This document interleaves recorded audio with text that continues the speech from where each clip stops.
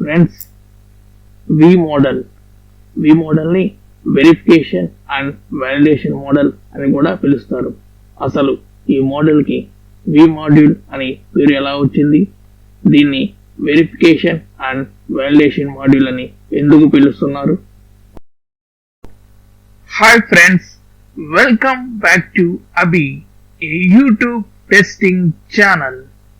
Let us gain knowledge on testing concepts. I request you to subscribe our channel.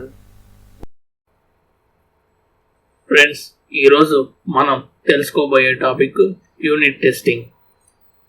Friends, మీరు కానీ ఈ phase కన్నా ముందు ఉన్నటువంటి ఫేజెస్ యొక్క వీడియోస్ని చూడకుండా ఉన్నట్లయితే పైన ఉన్నటువంటి ఐకార్డ్ సెక్షన్లో ఆ వీడియోస్ యొక్క లింక్స్ని పొందుపరిచి ఉన్నాము. మీరు ఆ వీడియోస్ను కూడా చూసి సబ్జెక్ట్ గెయిన్ చేసుకోగలుగుతారని ఆశిస్తున్నాము. ఫ్రెండ్స్, మనం వి మాడ్యూల్ అంటే వెరిఫికేషన్ అండ్ వాలిడేషన్ మాడ్యూల్ అని తెలుసుకున్నాం కదా. ఈ యొక్క యూనిట్ టెస్టింగ్ అనేది వాలిడేషన్ ఫేజ్ కింద వస్తుంది.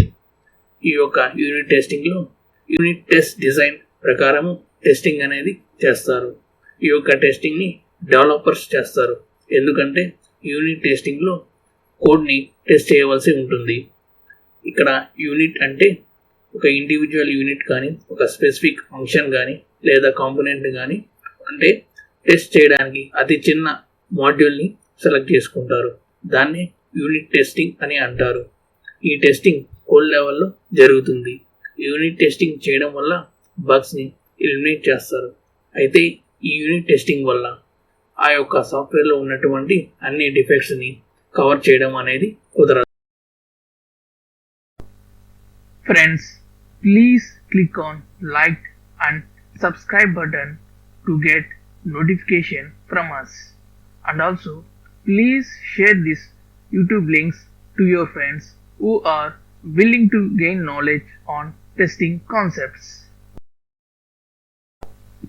ఫ్రెండ్స్, మన ఛానల్ని సపోర్ట్ చేసినందుకు, చేస్తున్నందుకు, చేయబోతున్నందుకు కృతజ్ఞతలు.